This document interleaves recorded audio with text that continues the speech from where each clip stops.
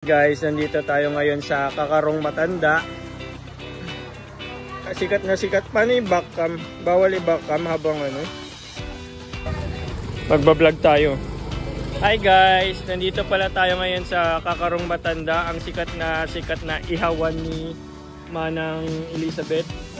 Wala pa kasi siyang store name. Kayo na lang po magbigay. Comment down below.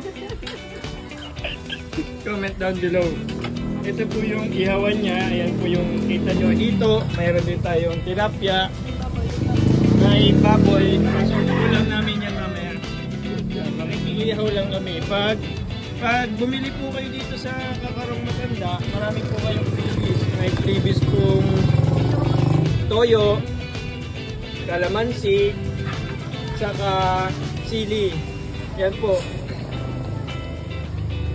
Sold out na po yung tinda namin. Ay, tinda yung kapatid ko. Ito po yung ulam namin. Liempo. Yan po yung mama ko. Kapatid niya po yan.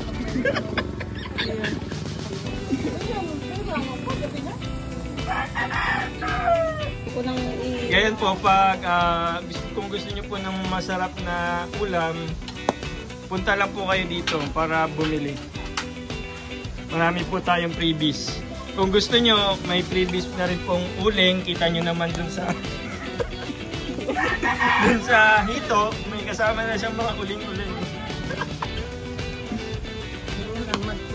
O, nakikita nyo po yan. Secret recipe.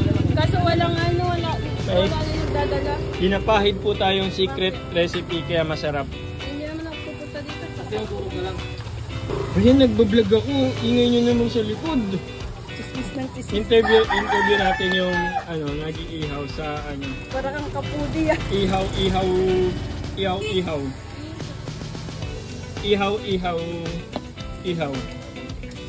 Oh, ano pong technique sa pag-iihaw ng binabalik-balikan yung binabalik-balikan ng mga customer na ihaw. Ganda lang. Wow! Ikaw palang binabalik-balikan. Kala namin yung secret recipe.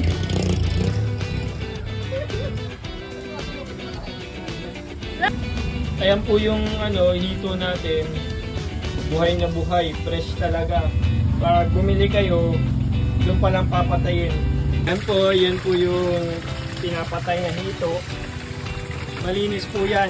Sinasabon pa po yun.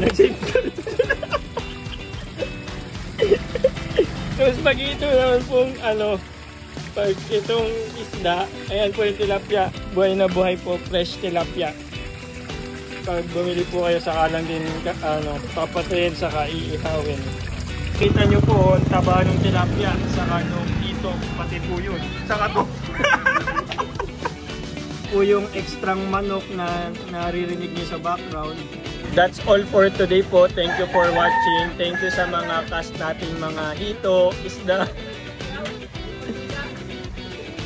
Yung video po natin is walang edit kasi ako po yung editor niya and wala po akong sweldo. Saka ako rin po yung videographer, kaya ganun po. Thank you for watching again.